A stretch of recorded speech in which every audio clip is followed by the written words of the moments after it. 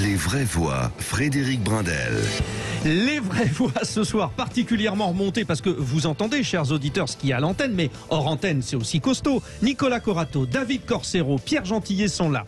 Je vous le rappelle, à 18h30, vous participez à la consultation. La question du grand débat. La mère de la petite fille accidentée lors du rodéo urbain de Cergy-Pontoise a-t-elle raison d'attaquer l'État en justice? Vous dites oui, vous dites non, c'est à vous maintenant. Et là, nous ouvrons notre grand angle sur l'actualité avec l'inquiétude pour la balance commerciale européenne. Après les chiffres publiés par Eurostat, le déficit de l'Union européenne en matière énergétique au premier semestre 2022 atteint les 200 milliards d'euros. Un chiffre impacté par la guerre menée par les Russes en Ukraine, mais le chiffre de la balance commerciale n'arrête pas de se dégrader depuis 18 mois. Il y a donc d'autres raisons comme les pénuries, le manque de semi-conducteurs qui pénalise le secteur de l'automobile par exemple, ou autre problème, notre relation avec la Chine qui n'est plus exportateur, qui est plus exportateur qu'importateur de nos produits, et ça, dans la balance commerciale, c'est terrible. Pour bien comprendre ce qu'il se passe, avec nous, notre grand témoin, Jean-Luc Gréau, économiste, ancien expert du MEDEF, auteur de Secret néolibéral, qui est ce livre sorti en 2020. Merci d'être avec nous, Jean-Luc Gréau, bonsoir. Bonsoir. Bon, cette balance déficitaire, c'est une tendance qui se confirme, c'est-à-dire oui à l'Ukraine et l'invasion russe, mais pas que. Et là, il va falloir changer peut-être de mode de fonctionnement. Alors très simplement, une grande partie de cette dégradation est due à la montée du prix des hydrocarbures. Bon, alors cette montée des hydrocarbures est ancienne, mais elle a été aggravée par les sanctions prises contre la Russie. Bon. Mais néanmoins, cette augmentation du prix des importations n'explique pas à elle seule la dégradation qui est en profondeur. Alors pour cette dégradation en profondeur, je crois qu'elle peut s'expliquer essentiellement par le fait que l'Asie continue à exporter de plus en plus, et en particulier la Chine, en direction de l'Amérique du Nord et de l'Europe. Je souligne au passage la dégradation constante de la balance commerciale américaine depuis maintenant 2 ans. Elle atteint aujourd'hui 1200 milliards de dollars en rythme annuel.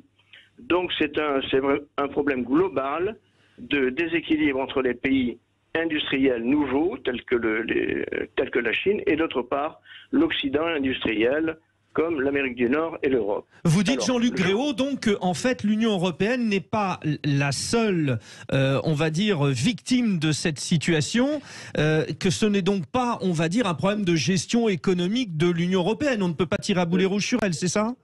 Pas spécialement, mais je pense que nous arrivons au bout du processus de mondialisation. Celui-ci est basé sur un pari que nous pourrions garder, nous les Européens, nous les Américains, la haute main sur les produits de haute technologie, tandis que le tiers-monde, en gros, ou la Chine ou l'Asie, se contenterait de produits à basse valeur ajoutée. Ça n'est plus le cas et depuis longtemps. Donc, pendant que nous parlons, la Chine accroît ses exportations sans cesse, tandis que les nôtres tendent à se réduire. Alors là, nous avons une question de fond qui n'est pas posée dans le débat politique, vous avez pu le noter, ouais, et qu'il faudrait poser. Alors la question est de savoir si oui ou non on veut réouvrir le débat de la protection commerciale ou du libre-échange, ce qu'on s'est interdit de faire depuis maintenant 30 ans. L'idée, c'est renforcer les projets de souveraineté industrielle au niveau européen, déjà, c'est ça. Nos vraies voix, d'ailleurs, dans le sujet précédent, ils sont venus inconsciemment, mais nous y sommes, vous le confirmez? Oui, mais alors le problème est le suivant, c'est que à Bruxelles, on n'en veut pas, à Washington, on n'en veut pas.